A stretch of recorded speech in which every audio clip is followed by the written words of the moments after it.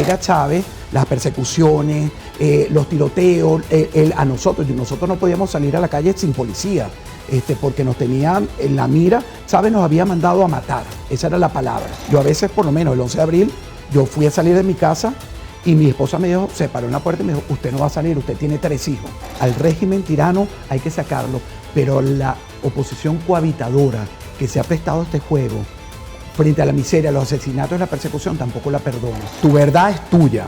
Si tú estás trabajando en un medio y tú eres mi jefe y me dices, mira, esto no se puede hacer, ok, lo hago porque yo estoy trabajando aquí, tú me pagas y yo sé entender dónde estoy.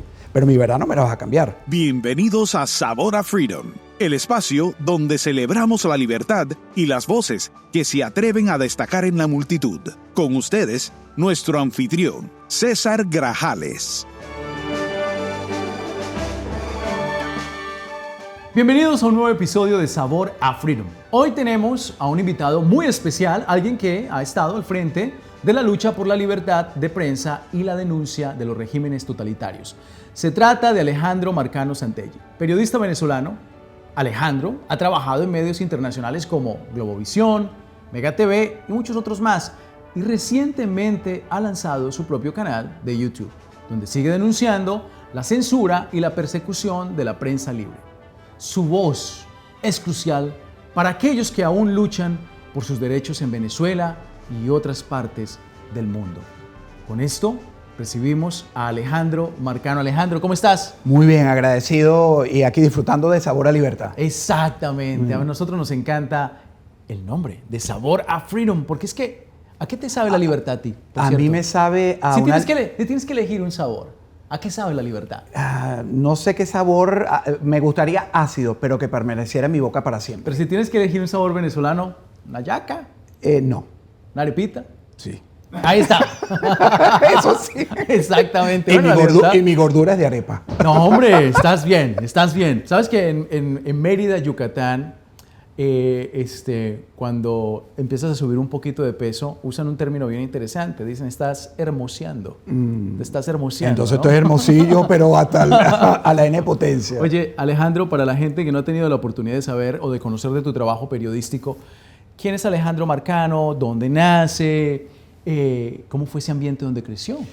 Bueno, nací en un pueblo del oriente de Venezuela, Carúpano, pero porque ya mi mamá fue a dar a luz allí, pero mi familia es de Caracas, Okay. Aunque mi papá era de Margarita también, sí viví toda la vida en Caracas, ¿no? Allí me crecí profesionalmente. Vengo de un seno familiar con 7 hermanos, 2 primos que vivían con nosotros de 9, yo era el del medio. Y nunca me prestaban atención. Ese es el hijo que a veces se le olvida el nombre al papá y a la mamá. ¿Cómo es que se llama ese muchacho? Tal cual, tal cual. Y desde pequeñito aprendí como a defender mis derechos dentro de la casa. Entonces le decía, mamá, Antonio, que es mi hermano mayor, Antonio me pegó. Entonces mi mamá me decía, ¿te pegó? Entonces, sí, y me hizo, ya va, espérate, Antonio. Y llamaba a mí y nos confrontaba. Entonces, ¿sabes? Para mí la verdad es una cosa que viene de familia. Por supuesto, fui mentirosillo toda la vida, porque para sobrevivir en ese ambiente familiar, que no fue que fue horrible, ni fue lo más maravilloso, era un seno de lucha, claro, como hijo, pero bueno, me di cuenta y aprendí intrínsecamente el valor de decir la verdad. Y Alejandro, en ese sentido, cuando empiezas a crecer en esa niñez, luego la infancia, adolescencia, ¿cómo nace el bichito del periodismo? En la familia hay esa vena periodística. Cuéntanos un poco de eso. Mi papá era amigo de Carlos Andrés Pérez, le habían ofrecido, era editor de revistas y le habían ofrecido el puesto del Ministerio de Comunicaciones. Para los que desconocen un poco la historia de Venezuela. Expresidente. Fue presidente de Venezuela. Presidente al que la desgracia de Hugo Chávez Frías intentó darle un golpe y después de ese golpe termina siendo presidente. Claro, que luego tocaremos ese tema tan triste. Exacto, de Venezuela. pero en ese momento yo veía a mi papá cómo trabajaba con sus amigos que se referían a la comunicación, de cómo levantar eso comunicacionalmente, y me parecía apasionante. Entonces me puse a pensar un día, ¿pero qué puedo hacer? Periodismo. A los 10 años decidí ser periodista. O sea, yo diría que en resumen tenías una intención de poder comunicarte con la gente, llegar a la gente. La cantada al final del día es un medio artístico para conectar con la gente, y el periodismo al final del día también termina siendo eso, un enlace entre las historias, lo que está pasando y el pueblo y la gente. Y entonces llegas, esa vena, digamos, periodística por parte de tu papá, ¿vas a la universidad y tomas la carrera o cómo llegas a ese mundo del periodismo? Bueno. Porque siempre en el mundo profesional, por cierto, Alejandro, cada quien tiene su propio camino. Yo particularmente, y esto lo he dicho en muchas entrevistas y hoy creo que queda el perfecto ejemplo antes de que contestes eso, yo creo que más allá de los títulos académicos es cómo llegas a eso que quieres lograr. En el caso tuyo, ¿cómo es ese paso para llegar allí al nivel profesional del periodismo? Te vas a reír. En esa época en Venezuela era una de las carreras más codiciadas. Yo nunca he sido de inteligencia, no me voy a morir nunca, lo reconozco.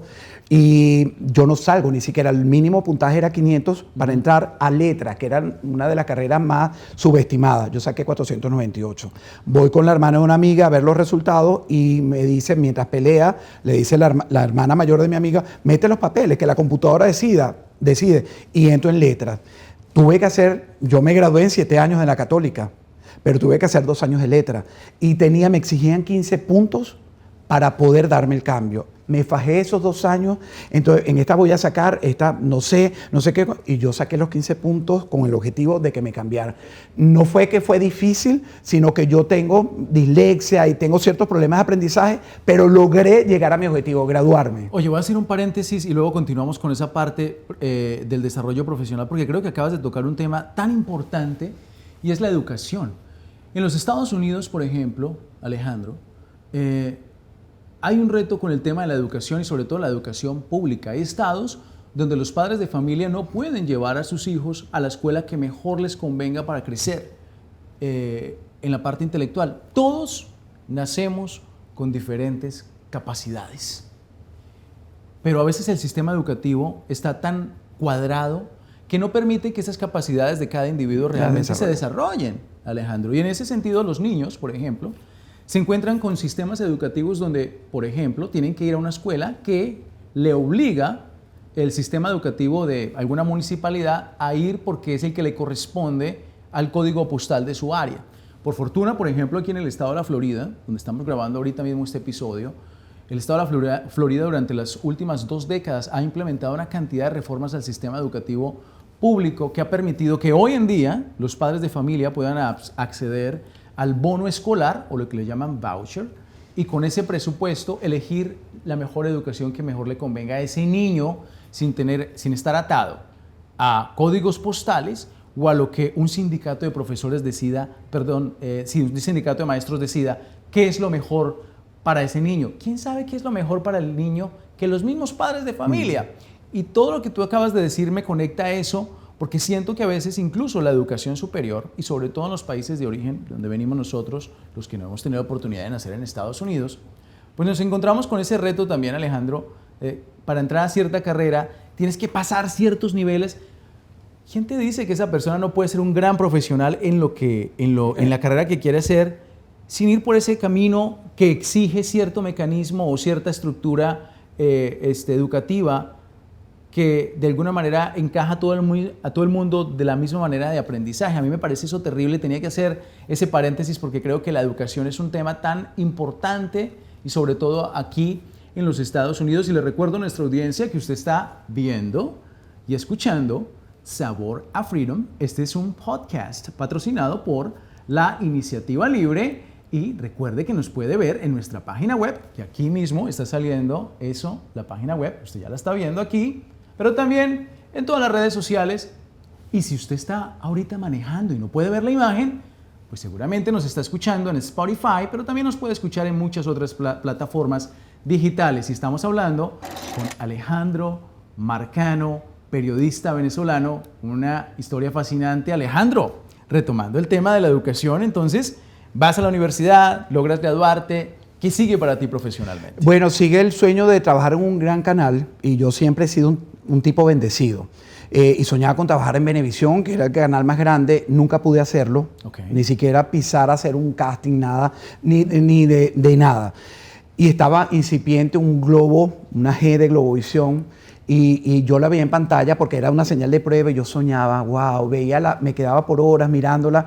Yo decía, y logré entrar allí. Pero antes de eso estuve en Radio Caracas un tiempo, en Televen, en otros canales, haciendo deporte. Pero resulta que empieza esa carrera y cuando entro en Globovisión empecé a formarme, empecé a aprender lo que era. Hay una tragedia en Vargas, en Venezuela, que hace crecer al canal de una manera, es el periodo de Chávez, y resulta que venía la parte social. El deslave desapareció mucha gente y el único canal que estaba 24 horas era Globovisión. Y a mí me tocaron guardias en la noche y llamaba a César, mira que mi papá está desaparecido, o llamaba a alguien de un sótano de un edificio, el agua me llega hasta el cuello, y eso fueron días y días y días. La gente se conectó con el canal, lo hicieron crecer muchísimo y desde allí fue el crecimiento. Y fui aprendiendo. Llega Chávez, las persecuciones, los tiroteos, nosotros no podíamos salir a la calle sin policía, porque nos tenía en la mira. Chávez nos había mandado a matar, esa era la palabra.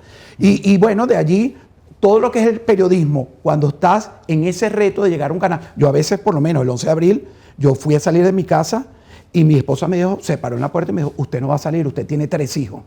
Y cuando yo iba por el T-Motion en aquella época, todas las mujeres estaban bajando y yo le decía, bebé, me van a decir que soy un cobarde, no me importa. Y llamé al canal, me dijo, está aceptado, entendemos. Era una situación, ¿sabes? Pero fueron muchos retos que a la hora de la verdad, cuando tú trabajas en otro patio, me ha sido muy fácil. Pero como cuando empezaste en Globovisión, empezaste presentando el noticiero. Y contestaba la llamada, redactaba, entonces me llamaba, mira que hay un incendio en tal parte. Entonces yo le decía, jefe, hay un incendio. No, eso no es verdad.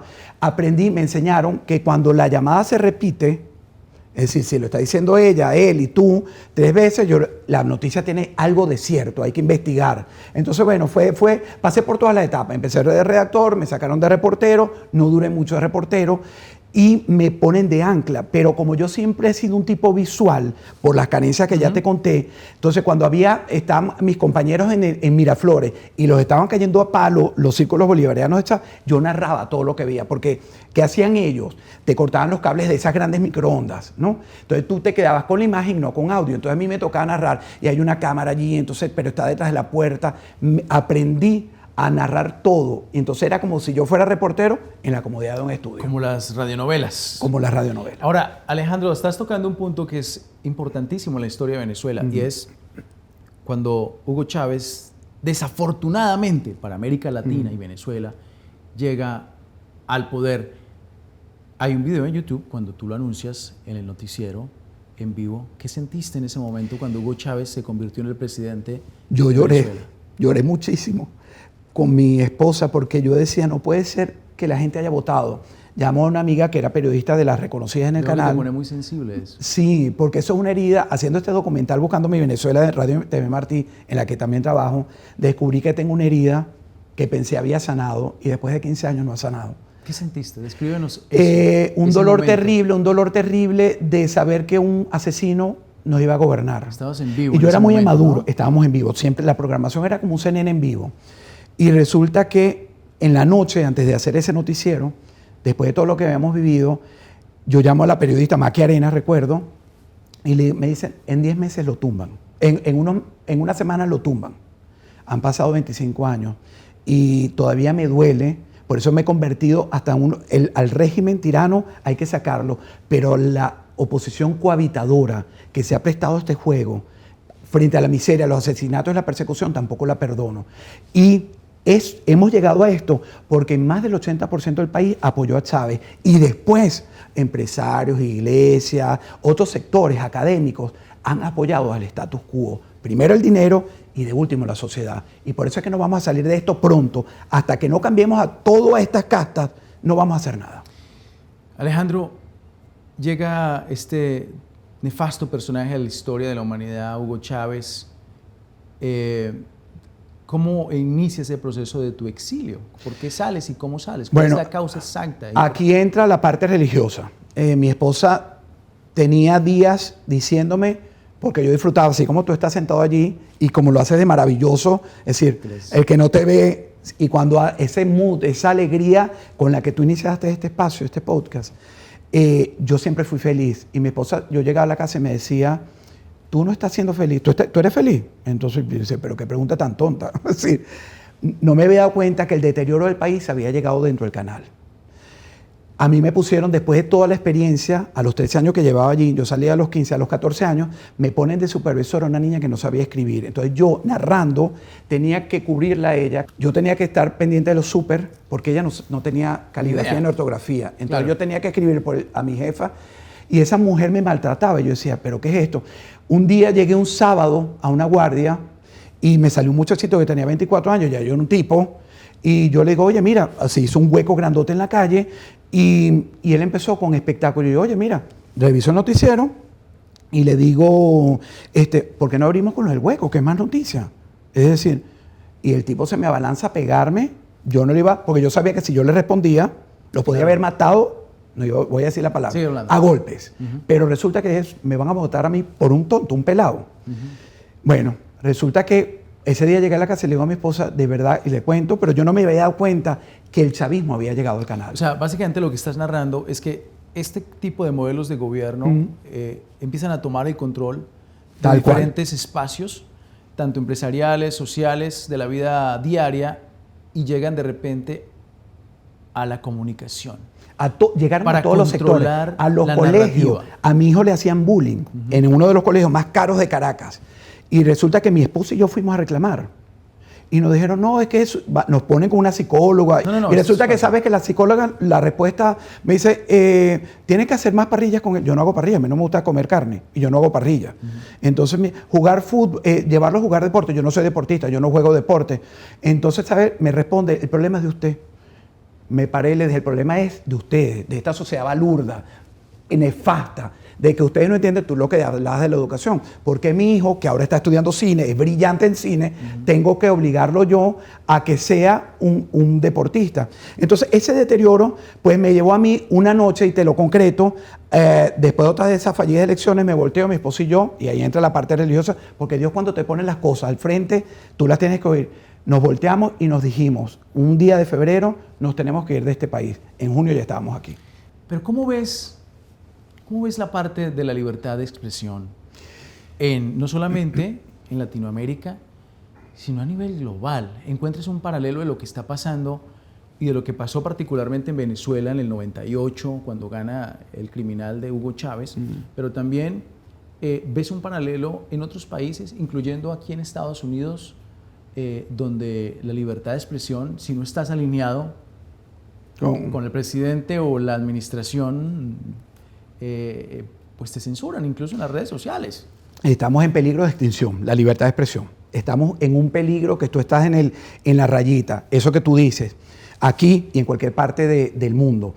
Lo que queremos tú no puedes comunicar ni siquiera en YouTube. Fíjate, yo en mi canal empiezan las protestas el 29 después que se roban las elecciones y YouTube decide cerrarme el canal por 7 días porque yo estaba incitando a la violencia. En Twitter tú pones algo, te lo quitan, te lo bajan. Los que queremos hablar de libertad, los que queremos y luchamos por ello, tenemos una tarea muy difícil. Estamos perdiendo la batalla, pero creo y confío en Dios en que la podamos ganar. Hay que resistir. Y una de las problemáticas que se enfrenta en este tema de la libertad de expresión es que, ¿qué es la libertad de expresión, no? ¿Qué es la libertad de expresión? ¿Y quién define cuál es el límite de la libertad de expresión? ¿Y la libertad de expresión debería tener un límite? ¿Qué piensas? Yo no creo. Yo creo que el límite debería ser moral. Es decir, no hacer algo que pueda afectar al otro, ¿no? Es decir, si yo en mi comunicación estoy dañando al otro, pero yo ¿por qué no me puedo expresar hasta donde yo quiera? Si a ti no te gusta, es mi opinión, como a mí me han condenado muchos seguidores de María Corina del chavismo, me dice, pero alguien me dice, pero ¿por qué pones eso? Es falso lo que estás diciendo. Y le digo, es mi opinión. Yo no estoy asegurando ni tengo elementos para. Yo creo que María Corina Machado ha jugado un papel muy desafortunado, enfrentarse por elecciones a un régimen que va a conducirnos a lo mismo. Entonces te condenan. Yo no creo que debería haber sino un límite moral para responderte concretamente, pero ahora tenemos límites de todo tipo, económicos, morales, y es muy difícil. Estamos viviendo de verdad, lo que hacemos periodismo, estamos en un momento aterrador. La comunicación se ha transformado, como muchas otras cosas, debido a la tecnología de una manera impresionante, ¿no? Y lo mencionaba al comienzo que tienes un canal en YouTube. ¿Cómo ves el tema de la comunicación a través de las nuevas plataformas? ¿Cómo ves tú eso? ¿Cómo crees que se puede hacer un gran trabajo teniendo en cuenta que tú vienes del medio tradicional, ¿no? De Globovisión, la televisión, y ahora pues prácticamente estás en YouTube o en cualquier plataforma como lo está Sabor a Freedom? ¿Cómo ves tú este nuevo, digamos, mercado de comunicación a través de las plataformas digitales? Yo no diría que el futuro es el presente. Me costó mucho entenderlo. Tengo 3 años formando mi canal, ya tengo 53,000 suscriptores, no dejen de seguirme, Alejandro Marcano Santelli. pero es apasionante porque eres tú tu jefe. Yo en la noche y yo mismo programo lo que voy a hacer, mis clientes les pongo el nombre para que salgan, los comentarios, es como un control room perfecto, ¿no? Pero es fascinante porque es un canal de opinión. Es todo lo que hacía, es un canal de opinión. Todo lo que se hacía en un medio lo puedes hacer tú solito. Y además te sigue una gente que entonces cuando termina el programa son 10,000, eso es más de lo que me veía en Mega TV en el noticiero alguien. ¿Sabes? Porque aquí cuando tú mides los canales pequeños, entonces 10,000, 15,000, que llegue a 50,000 personas, son 50,000 personas que están, aunque no crean todos en ti o a que no les guste tu trabajo, te están viendo. Entonces es alucinante. Alejandro, y déjame te pregunto, ¿tú crees que el tema financiero tiene que ver algo con las decisiones políticas de la administración de Joe Biden? ¿O con las decisiones políticas económicas de esta administración actual? Estamos en una etapa donde sí, se ha convertido que la parte política tiene un peso importantísimo en todo. Hay una narrativa, Alejandro, desde Washington, y me parece a mí más que una narrativa, una desconexión absoluta del sentir de la gente del día a día.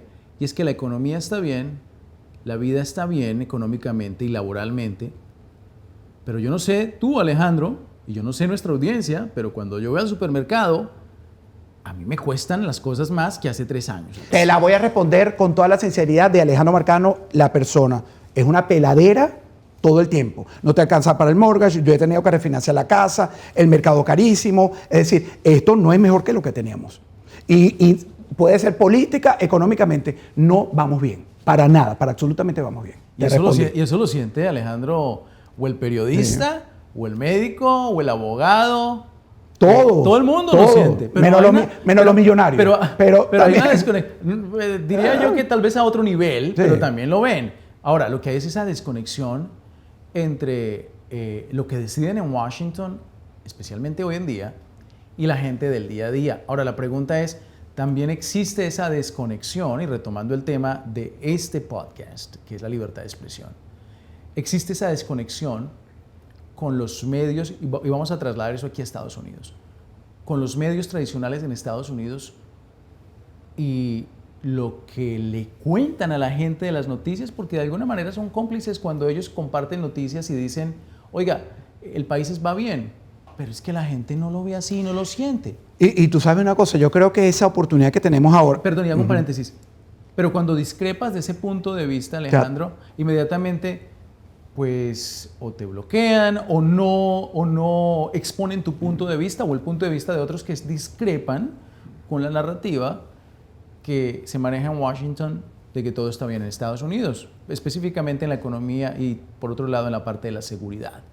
Bueno, fíjate que yo creo que de eso que tú ya lo has descrito, eso es lo que estamos viviendo, ¿no? Hay problemas en todas las áreas. Desde seguridad, la fuerte migración que está entrando y sigue entrando, a la que se le van a sumar millones de venezolanos más, es parte de esa inseguridad en la que estamos viviendo en el planeta y sobre todo en este país, porque todo el mundo quiere venir a la primera potencia del mundo. Tenemos que sacarle provecho a esto. ¿Cómo? A quien nos está viendo en este podcast. Ya uno sabe. Oye, y Alejandro, hablando de los jóvenes que quieren ser periodistas hoy en día, que quieren seguir el camino del periodismo y están comenzando su carrera periodística, pero que se enfrentan a entornos hostiles porque a lo mejor pues, tienen una línea de pensamiento que no comulga con la mayoría de algunos medios de comunicación. ¿Cuál es esa recomendación de Alejandro Marcano, el profesional, el periodista, a esos jóvenes que quieren empezar y se enfrentan a esos retos hostiles, en esos ambientes hostiles? Mira, a los jóvenes tienen que creer en ellos mismos. Punto. Tu verdad es tuya. Si tú estás trabajando en un medio y tú eres mi jefe y me dices, mira, esto no se puede hacer, ok, lo hago porque yo estoy trabajando aquí, tú me pagas y yo sé entender dónde estoy. Pero mi verdad no me la vas a cambiar. Y no se condenen nunca, señores, nunca a la autocensura, que para mí me parece lo peor. Entonces, para que César no se ponga bravo, ¿será que diré no? Porque vas a vivir en una cárcel interna que es tan difícil salir de ella. El enemigo más peligroso para mí es la autocensura. Alejandro, ¿se acabó? ¿Hace tiempo?